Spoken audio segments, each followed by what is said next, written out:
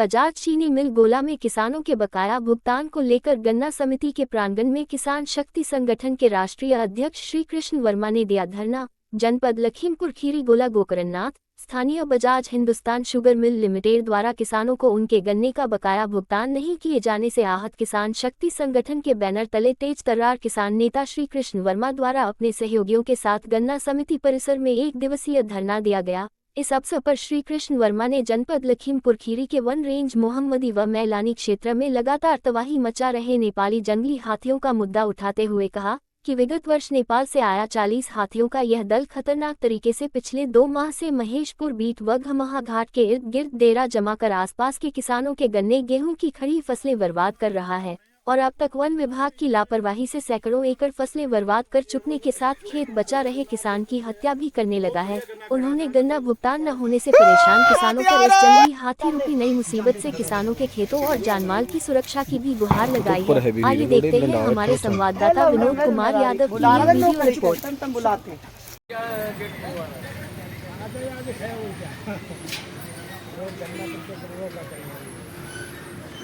चलो नेताजी, एक तो जीत हुई गई तुम्हारी। क्या नेताजी, ताला खुली गो हैं?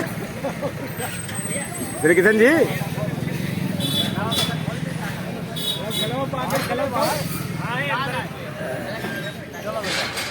ये धरने का मुख्य उद्देश्य गन्ना किसानों की विभिन्न समस्याएं हैं।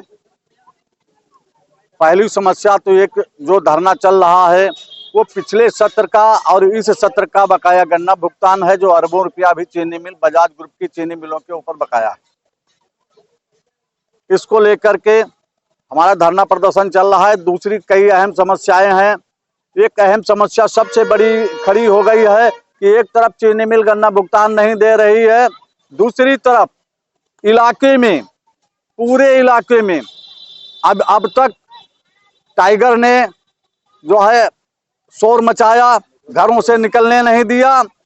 अब वो हालात आ रहे हैं कि कम से कम इलाके के 30 जगहों पर हाथी, जो नेपाली जंगली हाथी जो हैं, वो अपना आतंक ढाए हुए हैं और तमाम किसानों की फसलें, एकड़ों 15-15 एकड़ की फसलें पूरी नदारद कर दिया है।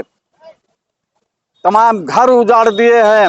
ऊपर तो अब जनपद में 3 चीनी मिलें हैं बजाज ग्रुप की। तीनों चीनी मिलों पे अभी अरबों रुपया बकाया है, कई अरब रुपया बकाया है, कर दिया है।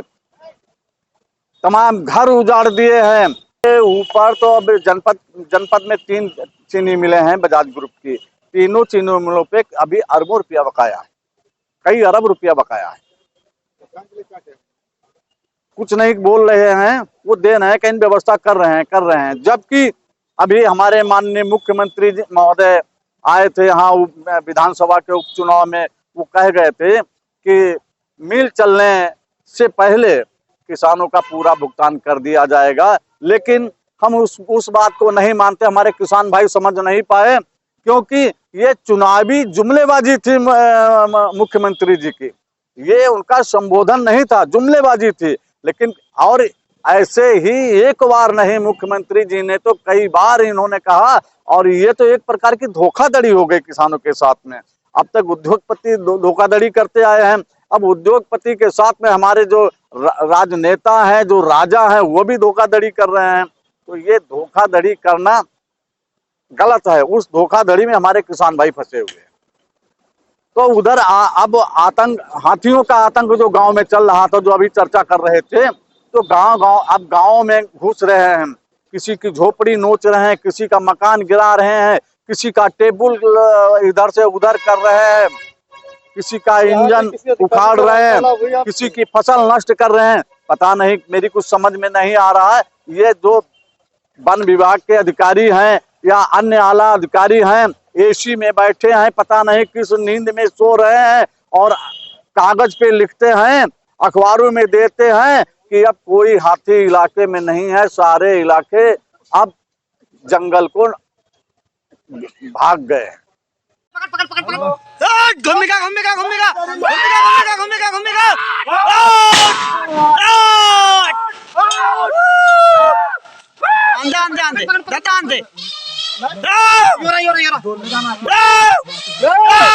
सबको बुलाना देखा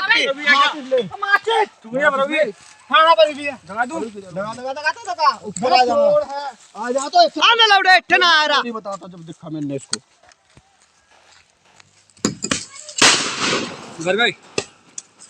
बेकार 12 स्टार बेकार निकले। दुनियादारी बुला रहा नौकरी के तुम बुलाते बच्चे कितने छोटे एक तो दूध चुप रहे। अरे हैं? तो सब राउंड दिया है 12 स्टार बेकार निकले।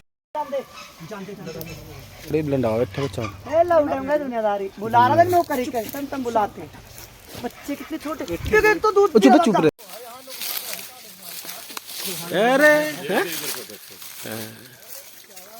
तो सब राउंड दिया है कैसे आदमी काश्तकार कैसे फसल पालता है, बताओ। घर बार भूखा रख के डीजल पानी लगा के मेहनत रात दिन करके। अब जैसे मान लीजिए बात चल रही है कि हाथी और टाइगर के क्या इनके विशेषज्ञ अब तक यहाँ पे कोई नियुक्त हुए हैं? कहीं कोई नहीं नियुक्त हैं। जब विशेषज्ञ ही नहीं है, एलिफेंट रिजर्व जो है कैसे संभव है? हमें नहीं लगता है। तो ये